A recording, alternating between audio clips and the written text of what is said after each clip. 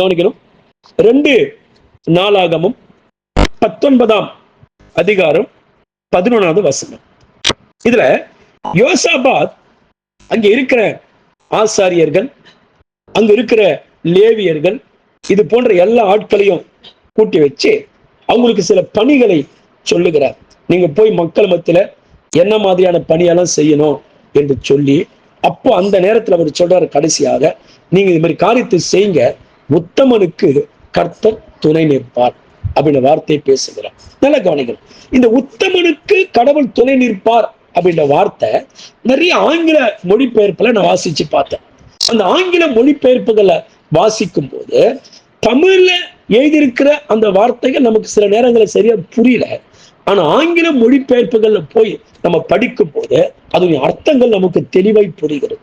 அப்போ ஒவ்வொரு ஆங்கில மொழிபெயர்ப்புல நான் படிக்கும் போது எப்படியெல்லாம் அங்க சொல்லப்பட்டிருக்கிறது, இந்த உத்தமனுக்கு கர்த்தர் துணை என்ற வார்த்தைக்கு எப்படி சொல்லப்பட்டிருக்கிறது அப்படின்னா, நிலகணிக கர்த்தர் நன்மை செய்பவருடன் இருக்கிறார். அந்த இன்னொரு மொழிபெயர்ப்பு இப்படிதான் சொல்வது, அதாவது உத்தமனுக்கு கர்த்தர் துணை நிற்பார்னு சொல்லி நம்ம பைபிள்ல சொல்லப்பட்டது. ஆனா ஆங்கில மொழிபெயர்ப்புல போய் வாசிக்கும் போது அதுல தமிழாக்கம் எப்படி கொடுக்கப்பட்டிருக்குன்னா, கர்த்தர் நன்மை செய்கிறவன் யாரோ அந்த நன்மை செய்கிறவனுக்கு ஆண்டவர் அவனோடு கூட இருப்பார் என்று சொல்லப்பட்டிருக்கு. கவனிங்க. அப்போ கர்த்தருடைய பிள்ளைங்க, உத்தமர்கள் கர்த்தருக்கு எப்படி இருப்பாங்களாம் பைபிள் சொல்லுது, அவங்க கடவுளுக்கு பயந்து நடப்பார்கள். ஒரு மனிதன் உத்தமனா? உத்தமம் என்ற வார்த்தைக்கு என்ன அர்த்தம்? உத்தமம்னா என்னதுங்க அப்படின்னா, உத்தமம் என்றால் என்னவெல்லாம் அதுக்குள்ள இருக்கிறது அப்படின்னா, உத்தமமாய் நடக்கிறவர்கள் முதலாவது பைபிள் சொல்லுது அவர்கள் கர்த்தருக்கு பயந்து நடப்பார்கள். கர்த்தருக்கு நம்ம பயந்து நடப்பதே ஒரு மிகப்பெரிய உத்தமத்தின் அடையாளம். உத்தமத்தின் அடையாளம். நிறைய பேர் பாருங்க, எந்த ஒரு காரியத்திலும் கடவுளுக்கு பயப்படவே மாட்டாங்க. அப்ப கடவுளுக்கு பயப்படுற பயம் இல்லை என்றால் என்னிடத்திலே உத்தமம் இல்லை என்று பொருள். ஒரு அதிகாரத்துக்கு பயப்படுற பயம் எனக்குள்ள இல்லைன்னா நான் உத்தமமாய் நடக்கவில்லை என்று பொருள். அப்போ உத்தமனாய் இருக்கக்கூடியவனுக்குள்ள கடவுளுக்கு பயப்படுற பயம் இருக்கும். அதிகாரத்துக்கு மதித்து நடக்கிற அந்த எண்ணம் அவர்களுக்குள் இருக்கும். அப்ப பைபிள் சொல்லுது, கர்த்தர் யாரெல்லாம் நன்மை செய்வார்களோ அப்பேற்பட்ட நன்மை செய்கிற மக்களோடு கூட கடவுள் இருப்பார் என்று வேதம் சொல்லுது. அப்போ ஒரு உத்தமனுடைய காரியம் என்ன? ஒரு உத்தமன் எப்படி இருப்பான்? ஒண்ணு கடவுளுக்கு பயப்படுவான், இரண்டாவது உத்தமவர்கள் நன்மை செய்கிறார்கள். நான் உத்தமன், ஆனா யாருக்கும் நான் நன்மை செய்ய மாட்டேன், கெடுதல் தான் பண்ணுவேன் அப்படி சொன்னா அது உத்தமம் அல்ல. உத்தமமாய் நடக்கிற ஒரு மனுஷனிடத்துல நன்மைகள் மட்டும்தான் வெளிப்பட வேண்டும், அவனிடத்துல தீமைகள் வெளிப்படக்கூடாது. யாருக்கு நன்மை செய்யணும்? நாம் நன்மை செய்யும் போது அஞ்ஞானிகளை போல நாம் நன்மை செய்யக்கூடாது. அஞ்ஞானிகள் எப்படி நன்மை செய்வாங்க? தனக்கு வேண்டப்பட்டவங்க வரைக்கும் நன்மை செய்வாங்க. தனக்கு யார் நன்மை செய்யறாங்களோ அவர்களுக்கு நன்மை செய்வார்கள். ஆனால் தீமை செய்தவர்களுக்கு அவங்க என்ன பண்ண மாட்டாங்கன்னா, ஏன் நான் நன்மை செய்யணும்? எனக்கு அவனுக்கு தீங்கு பண்ணி இருக்கிறான், எனக்கு அவன் கெடுதல் பண்ணி இருக்கிறான், அப்படிப்பட்ட அவனுக்கு நான் ஏன் நன்மை செய்யணும் அப்படி ஒருத்தர் யோசிக்கிறாங்கன்னா அது அவர்கள் அஞ்ஞானிகள் என்பதை காண்பிக்கிறது. நம்ம எப்படி நன்மை செய்ய வேண்டும் என்று ஆண்டவர் நமக்கு ஒரு முன்மாதிரியாக இருந்து நமக்கு கற்றுக் கொடுத்திருக்கிறார். பைபிள் சொல்லுது, சத்துருக்களுக்கு கூட நீங்கள் நன்மை செய்யுங்க, உங்களை பகைக்கிறவர்களுக்காக ஜெபிங்க. அப்போ ஒரு உத்தமனுக்குள்ள என்ன இருக்கும்? கடவுளுக்கு பயப்படுற பயம் இருக்கும். இரண்டாவது, ஒரு உத்தமன் நன்மை செய்கிறவனா இருப்பான். அவன்கிட்ட எந்த கெடுதலும் இருக்காது, அவன் யாருக்கும் தீமை செய்ய மாட்டான். தன்னால் முடிந்த வரைக்கும் அவன் எல்லாருக்கும் என்ன பண்ணுவான்னு சொன்ன, சத்துருக்களுக்கு கூட, தன்னை பகைக்கிற மக்களுக்கு கூட, தன்னை வெறுக்கிற மக்களுக்கு கூட அவன் நன்மைதான் செய்வான். அப்படிப்பட்ட ஒரு சுபாவம் இருந்தால் அது அவன் உத்தமனா இருக்கிறான் என்பதனுடைய அடையாளம் என்று வேதம் சொல்லுகிறது. மூன்றாவது, ஒரு உத்தமன் என்ற வார்த்தைக்கு இன்னொரு அர்த்தம் என்னன்னா, உத்தமன் எப்போதுமே சரியானதை செய்வான். அதாவது எந்த இடத்துல எது சரியா செய்யணுமோ அதை சரியாக செய்கிறான். அவர்கள் தவறானதை செய்வதில்லை. எந்த காரியத்திலும் எது சரியோ அதை மட்டும்தான் செய்கிறார்கள். அப்போ இப்படி எல்லாம் செய்யும் போது உத்தமனுடைய இதெல்லாம் இவன் உத்தமனா வாழ்ந்துகிட்டு இருக்கிறான். நிறைய பேர் உத்தமமா வாழவே மாட்டாங்க, அதனுடைய அர்த்தம் என்னன்னே தெரியாது. ஆனா பாருங்க, நான் உத்தமமா இருக்கிறேன், என் உத்தமம் கர்த்தருக்கு தெரியும் சொல்லி இவங்க உதட்டுல எல்லாருக்கும் சொல்லிக்கிட்டு இருப்பாங்க. ஆனா உத்தமம் என்ற வார்த்தைக்கான அர்த்தம் என்ன தெரியாது. அப்ப உத்தமர்கள் சரியானதை செய்கிறார்கள். அவங்ககிட்ட தவறானவைகள் வெளிப்படுவதில்லை, அவர்கள் சரியானதை செய்கிறார்கள். அடுத்தது, உத்தமம் என்ற வார்த்தைக்கு நேர்மையான, வேதம் சொல்லுது நேர்மையாளனுடன் கர்த்தர் இருப்பார் என்று பைபிள் சொல்லுது. அப்போ உத்தமம் என்றால் என்ன? நேர்மையாய் நடப்பது, ஊழியத்தில் நேர்மையா நடப்பது, குடும்ப வாழ்க்கையில நேர்மையாய் நடப்பது, வேலை காரியத்துல ஏமாத்தாம வஞ்சிக்காம நேர்மையாய் நடப்பது, இதுதான் உத்தமத்தின் அடையாளம். அப்ப என்கிட்ட நேர்மை இல்லை என்றால் நான் உத்தமமா நடக்கல அப்படின்னு தான் அர்த்தம். அப்போ உத்தமம் என்ற வார்த்தைக்கு நேர்மை என்ற வார்த்தை பயன்படுத்தப்பட்டிருக்கிறது. அடுத்தது, உத்தமம் என்றால் வேதம் சொல்லுகிறது நீதிமான் என்று வேதம் சொல்லு. அப்ப கர்த்தர் என்ன பண்றார்? உத்தமர்களோடு இருப்பார் என்றால் நீதிமான்களோடு இருப்பார்னு அர்த்தம். அப்ப உத்தமன் எப்படி இருப்பான்? அவங்ககிட்ட நீதி மட்டும்தான் வெளிப்படும், அநீதி வெளிப்படாது. அவங்ககிட்ட நியாயம் வெளிப்படும், அநியாயம் வெளிப்படாது. அப்ப உத்தமன் என்ன செய்கிறான்? கடவுளுக்கு பயப்படுகிறான். அடுத்தது, நன்மை செய்கிறான். நன்மையை சரியானதை நேரத்துல அவன் சரியானதை செய்கிறான். அவன் நேர்மையாய் நடக்கிறான், அவன் நீதியாய் நடக்கிறான். அடுத்தது பைபிள் சொல்லுது உத்தமனுக்கு கர்த்தர் துணை என்றால் பைபிள் சொல்லுது கர்த்தர் நல்லவனுக்கு துணை நிற்கிறார். அப்ப உத்தமன் எப்படி இருப்பான்? உத்தமன் எல்லாருக்கும் நல்லவனாக அவன் தென்படுவான். நிறைய பேர் பாருங்க, சிலருக்கு மட்டும் நல்லவங்களா இருப்பாங்க, ஆனா மத்தவங்களுக்கு எல்லாம் கெட்டவங்களா இருப்பாங்க. தனக்கு மட்டும் நல்லவங்களா இருப்பாங்க, ஆனா மத்தவங்களுக்கு கெட்டவங்களா இருப்பாங்க. நான் ஒரு ஆளுக்கு நல்லவனா இருந்து விட்டு 10 பேருக்கு நான் கெட்டவனா இருப்பேன்னு சொன்னா நான் உண்மையாவே நல்லவனா இன்னும் இல்லைன்னு அர்த்தம். அப்போ ஒரு நல்லவனா இருக்கிறவன் அவன் சத்துருக்களுக்கு கூட அவன் நல்லவனா இருக்கணும்.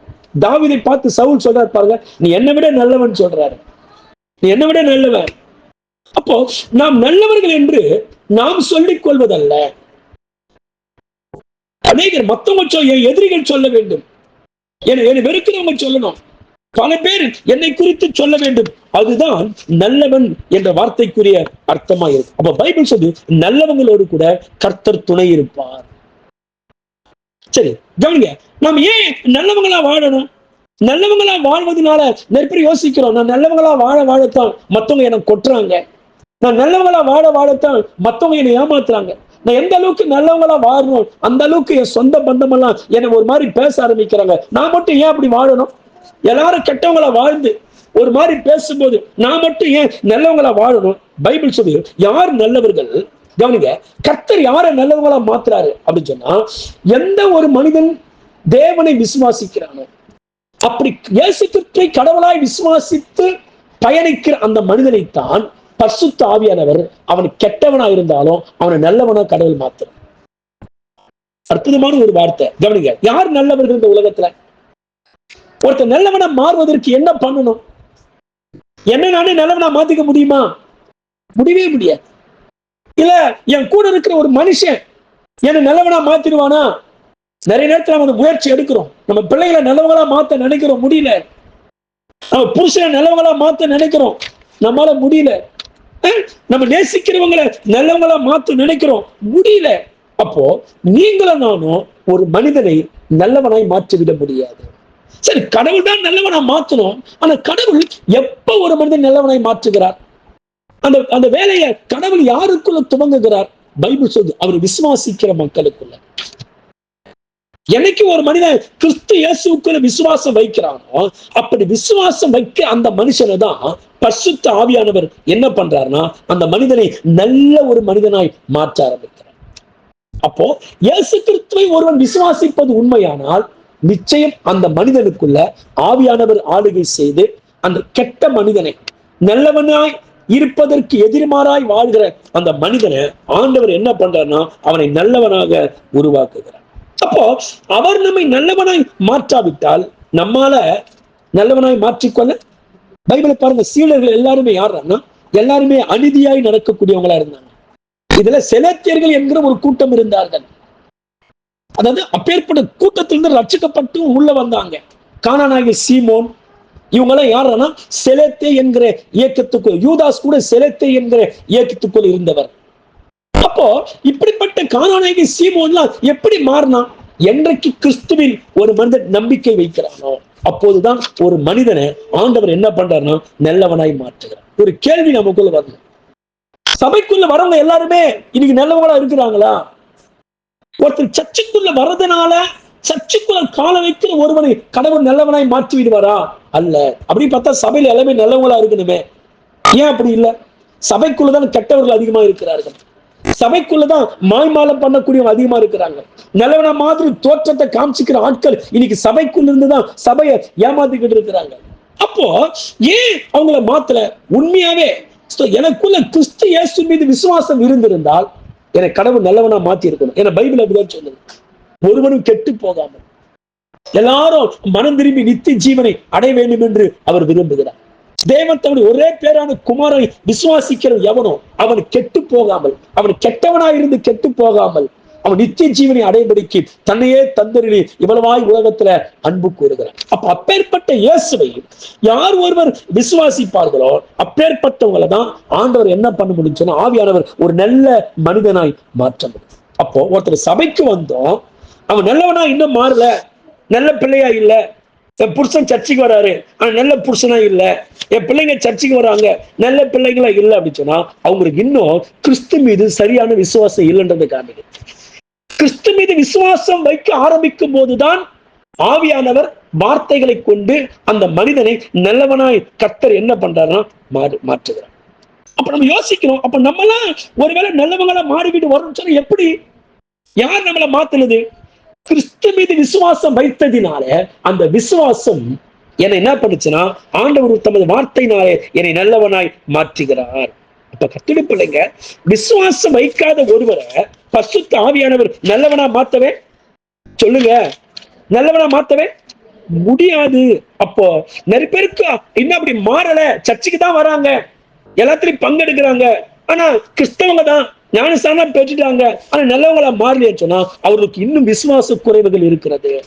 அந்த நான் நல்லவனா நான் சர்ச்சுக்கு வரேன் ஆனா நல்லவனா நான் இன்னும் மாறலன்னு சொன்னா அந்த விசுவாசத்துல பொய் இருக்குன்னு அர்த்தம். அந்த விசுவாசம் சரியானது இல்லை என்பதை காண்பிக்கிறது. பைபிள் சொல்லு, உத்தமமாய் நடக்கிறவங்களை கர்த்தர் என்ன பண்றாருன்னா என்றைக்கு அவங்களை கடவுளை ஆதரிப்பாரா.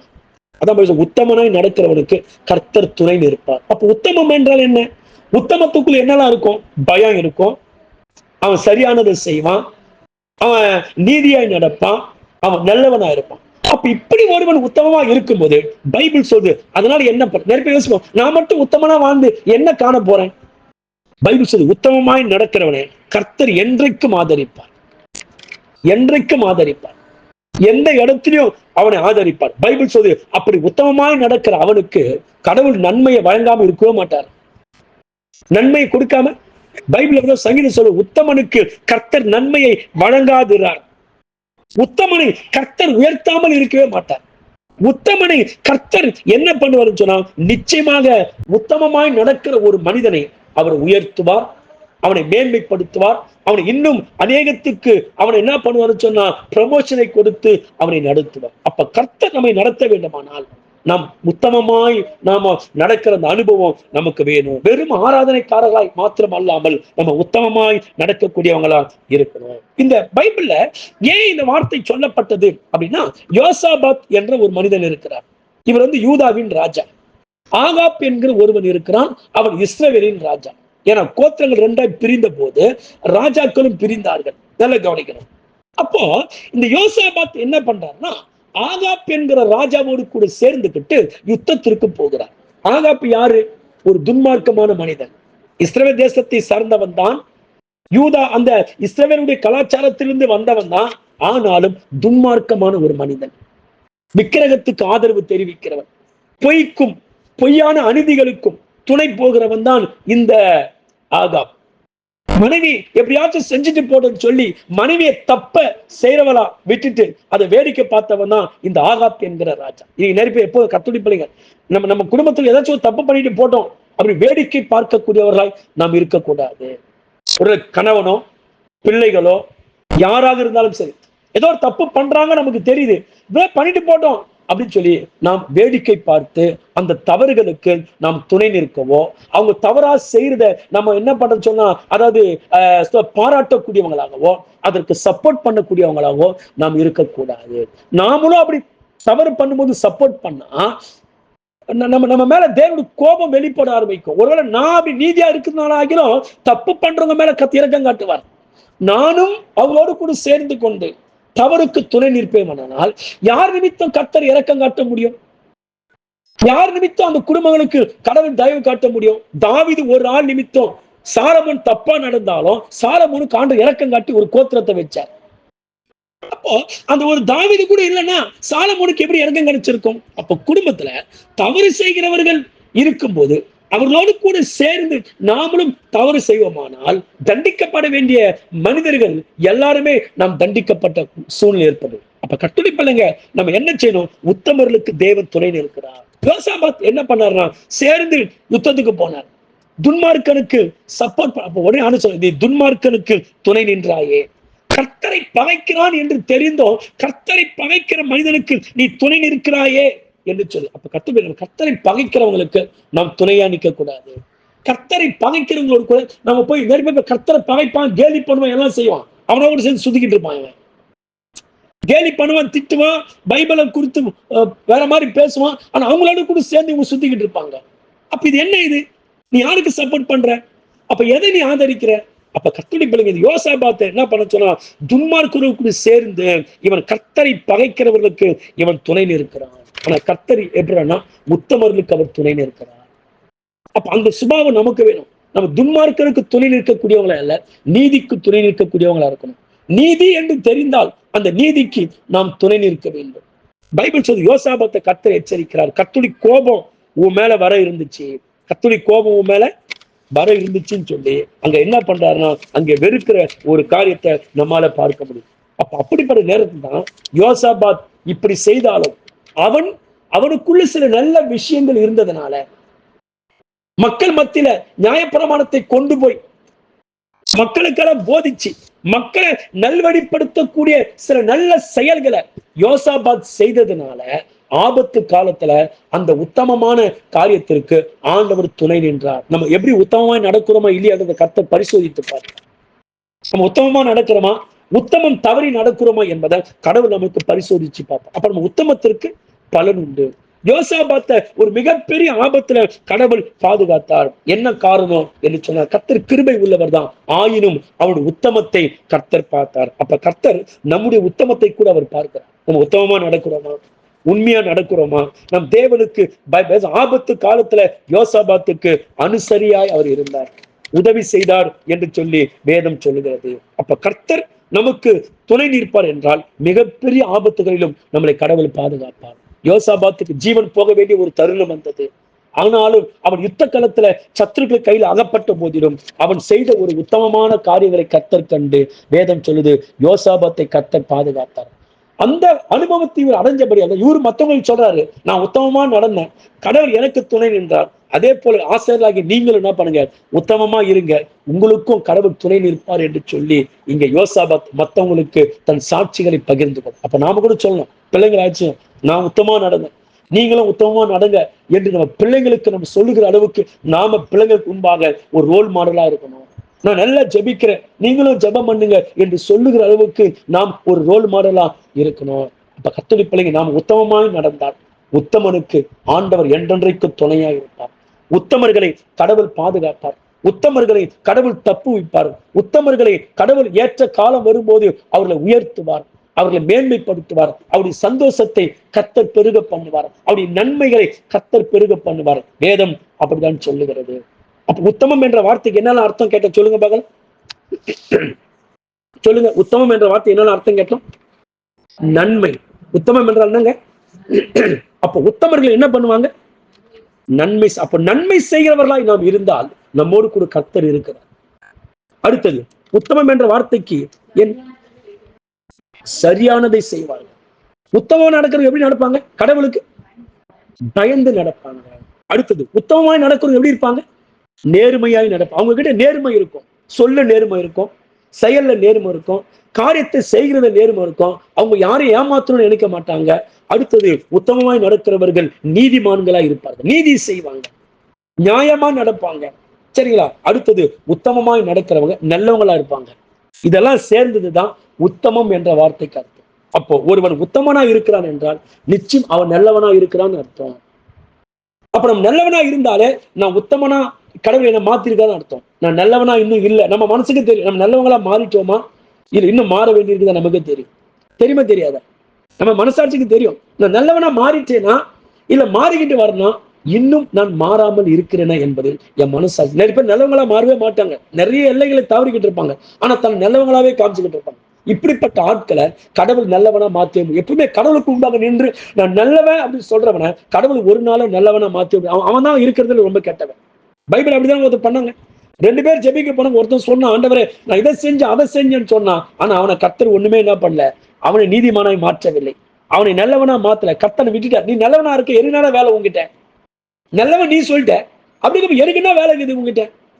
ஒரு வண்டி பஞ்சர் ஆனா தான் பஞ்சர் போறவனுக்கு வேலை. வண்டி பஞ்சர் ஆகலன்னா, ஒருத்தர் வியாதியஸ்தன் சொன்னா தான் டாக்டருக்கு வேலை. அப்படித்தானே? நல்லா இருக்கணும் ட்ரீட்மெண்ட் பண்ண முடியுமா? அப்போ ஒருத்தனை தான் நல்லவன் அப்படின்னு சொன்னா கடவுள் அவங்க என்ன வேலை இருக்கு? ஒண்ணுமே, நீ நல்லவன்பா, நானப்பா பண்ண முடியும், நல்லவனாவே இருக்கிற, நான் உன்னால என்ன ஒண்ணு செய்ய வேண்டிய பாக்கிய சூழ்நிலை ஒண்ணுமே இல்லை, நீ நல்லவனாவே இருந்து சொல்லி போயிடுவார். அப்ப யார ஆண்டு சரிப்படுத்துவார்? யார நல்ல பாதைக்கு கொண்டு போவார்? நான் தப்பு பண்ணிக்கிட்டு இருக்கேன், நான் இன்னும் தவறிக்கிட்டு இருக்கிறேன், நான் இன்னும் ஒழுங்குபடல, நான் இன்னும் குணப்பட வேண்டி இருக்கிறது, நான் இன்னும் சில காரியங்கள் மாற வேண்டி இருக்கிறது, நான் குறைவுள்ளவனா தான் வாழ்ந்துகிட்டு இருக்கேன், அப்படி சொல்ற மனுஷனுக்கு தான் ஆண்டவர் நேரங்களை ஒதுக்கி அவனை சரிப்படுத்த முயற்சி. இல்லைன்னா நீ நல்லவனா இருக்கிறப்பா, நான் எதுக்கு உங்ககிட்ட வரணும், நீ நல்லவனா இருந்துட்டு போ அப்படின்னு சொல்லிட்டு எந்த பணியும் செய்யாம ஆண்டவர் ஒதுங்கி விடுவா. அப்ப உத்தமனுக்கு கர்த்தர் எப்படி இருக்கிறாரா? இப்ப நம்ம எல்லாம் நல்லவங்களா மாறிக்கிட்டு இருக்கிறோமா? நல்லவங்களா மாறிட்டோமா? இல்ல, மாறிக்கிட்டு கொஞ்சமா மாறிக்கிட்டு இருக்கு, மாற முயற்சி பண்ணிக்கிட்டு இருக்கு. எல்லாத்திலும் நல்லவங்களா நம்ம மனசாட்சிக்கு தெரியும். அதனால உத்தமனுக்கு ஆண்டவர் என்றைக்கு துணை. அப்ப கத்துக்க உத்தமமாய் வாழப்பட, எல்லாத்திலும் உத்தமத்தை வெளிப்படுத்தணும், உத்தமமாய் நடக்கணும். உத்தமத்துக்கு ஒரு நாளும் பலன் இல்லாமல் போகாது. உண்மைக்கு ஒரு நாளும் பலன். உண்மைதான் ஒரு மனிதனை உயர்த்தும். உத்தமம் ஒரு மனிதனை நாளுக்கு நாள் பெருக பண்ணும். உத்தமம் என்றைக்கும் கடவுளிடத்திலிருந்து நமக்கு பிரதிபலனை பெற்றுக் கொடுக்கும். எல்லா கண்களை மூடலாம், நாம் ஜெபிக்கலாம். இதனால கேட்ட வார்த்தை, உத்தமனுக்கு ஆண்டவர் துணை இருக்கிறார். உத்தமம் என்றால் என்ன? உத்தமத்துக்குள் என்ன இருக்கிறது? ஒரு மனிதன் உத்தமமாய் நடப்பான் என்று சொன்னார், நிச்சயம் தேவனுக்கு பயந்து, வார்த்தைக்கு பயப்படுவான், அதிகாரத்துக்கு பயந்து நடப்பான். நிறைய பேர் தன்னை உத்தமன் சொல்லிப்பாங்க, ஆனா அந்த எந்த அடையாளமும் இருக்காது. இவன் ஆண்டவர் ஒண்ணுமே பண்ண முடியாது. அவரு தான் ஒரு மனுஷனை உத்தமனா நல்லவனா மாத்த முடியும். அவரு கூட பண்ணாதபடிக்கு அவர் கையை நீ கட்டி போட்டியெல்லாம் எப்படி பண்ண முடியும்? நிறைய பேர் கையை கட்டி போட்டுக்கு, நான் நல்லவன் ஆண்டவரே, என் மேல கை வைக்காதீங்க. அவர் கை வச்சா தானே நல்லவனா மாற முடியும். ஒரு குயவன் கை வச்சா தானே பானை நல்லா வளைந்து கொடுத்து அழகா இருக்க முடியும். அப்ப பானை ஸ்தோத்திரிக்கிறோம், குடவன் கை வைக்காவிட்டால் எப்படி ஒரு பானை அணுகப்படாதோ அதே போலதான் அவர் நம்மை தொடாவிட்டால் நம் நல்லவங்களா மாற முடியாது. அவர் தொட வேண்டுமானால் அவன் சொல்லணும், ஆண்டவரே நான் மண்ணா இருக்கிறேன், நான் குறைவா இருக்கிறேன், நான் இன்னும் பலவீனமா இருக்கிறேன், நான் நிறைய விஷயத்த தவறிக்கிட்டு இருக்கிறேன், இன்னும் நான் ஒழுங்குபடல ஆண்டவரே, நான் இன்னும் ஒழுங்கு. இப்படிப்பட்ட ஆளைதான் கர்த்தர் தொடுவான். நிறைய பேர் கர்த்தர் தொடல. என்ன தெரியுமா காரணம்? நான் பர்ஃபெக்டா இருக்கிறேன், என் பர்ஃபெக்ட் எனக்கு தான் தெரியுன்றாங்க.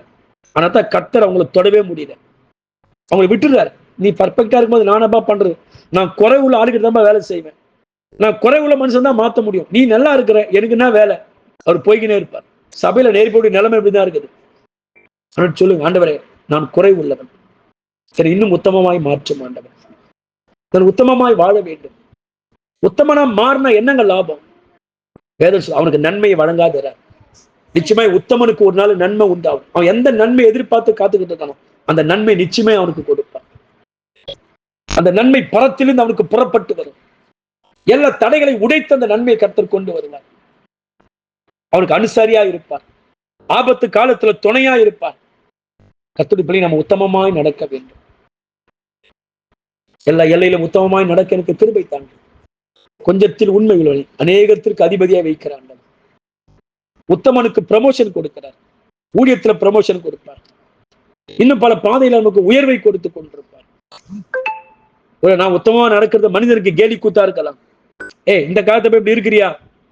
நான் உத்தமமாய் நடக்கிறது தேவனுக்கு பிரியமானது, அவர்கிட்ட எனக்கு பல நிச்சயமா வரும். ஆனால் உத்தமமாய் நடக்க முயற்சி பண்ணணும். இன்னும் உத்தமமாய் வாழ சமூகத்துல ஜெபிப்போம். எனக்கு உத்தமமாய் மாற்றும். நம்முடைய ஆண்டவர் உத்தமர். உத்தமனுக்கு உத்தமன், பைபிள் அப்படிதான் சொல்லுது. சங்கீதம் 18 அவர் புனிதனுக்கு புனிதன், உத்தமனுக்கு உத்தமன், நீதி உள்ளவனுக்கு நீதி உள்ளவர், பரிசுத்தம் உள்ளவனுக்கு பரிசுத்தம் உள்ளவர், மாறுபட்டவனுக்கு மாறுபாடு உள்ளவர். நான் உத்தமாய் நடந்தால் ஆண்டவரும் எனக்கு உத்தமனாய் இருக்கிறார். அதாவது நான் நல்லவனா நடந்த ஆண்டவரும் எனக்கு நல்லவனாய் இருக்கிறார். நான் நீதியாய் நடந்தால் ஆண்டவரும் எனக்கு நீதி செய்கிறார். நான் நியாயமாய் நடந்தால் ஆண்டவரும் எனக்கு என் வாழ்க்கையில நியாயம் செய்கிறார். நான் நிறைய இலையில தவறிக்கிட்டு ஆண்டவர் எனக்கு நியாயம் செய்யணும்னு சொல்லும் போது ஆண்டவர் யோசிக்கிறார், நீ செய்யறதெல்லாம் தப்பு, ஆனா என்கிட்ட மட்டும் நீதி எதிர்பார்க்கிறியான்னு யோசிக்கிறார். கண்களை மூடலாமா? உத்தமமாய் நடப்ப யோசாபாத் அவன் செய்த அந்த உத்தமமான செயல்கள் நிமித்தமாக அவன் சில எல்லையில தவறி துன்மார்க்கனோடு கூட சென்று விட்டாலும் கூட ஆண்டவர் அதை பார்த்தார். யோசாபாத் அந்த உத்தமமான செயல் இருந்தது. அப்ப கடவுள் எந்த அளவுக்கு உத்தமத்தை நோட் பண்றாரு யோசிச்சு பாரு. மனுஷன் 1000 சொல்லுவான், என்ன நடந்து என்ன பலன் அது அவன் கண்ணுக்கு தெரியாது. ஆனா கடவுள் நம்முடைய உத்தமத்தை பயங்கரமா கண்ணோக்கி பார்த்துக்கிட்டு இருக்கார். ஒரு நேரம் வரும்போது நம்ம உத்தமத்துக்கு பலன் கிடைக்கும். அதை வச்சுதான் ஆண்டவர் நம்மளை பாதுகாப்பார், நம்மளை நடத்துவார். யோசாபாத்தை பார்த்தார், நீ இந்த காரியத்தை தப்பு பண்ணது உண்மைதான், ஆனாலும் தேவனை தேடுகிற காரியத்துல நியாயப்பிரமாணத்தை மக்களுக்கெல்லாம் போதிச்சு ஆளெல்லாம் கூட்டி அதுக்கான முயற்சியில நீ செஞ்சியே அந்த காரியத்தில் நீ உத்தமமா இருந்ததுனால நான் உன்னை காப்பாத்தினேன் என்று சொல்லி ஆண்டவர் அந்த வார்த்தைகள் மூலமாய் நமக்கு தெரியப்படுத்துகிறார். நம்மை உள்ளும் புறமும் கவனிக்கிறவன், நம்ம எந்தெந்த காரியத்தில் எப்படி உத்தமத்தை கையாளுறோம்னு சொல்லி கடவுள் கூர்ந்து கவனித்துக் கொண்டிருக்கிறார். ஜெபிக்கலாமா? யாராகிலும்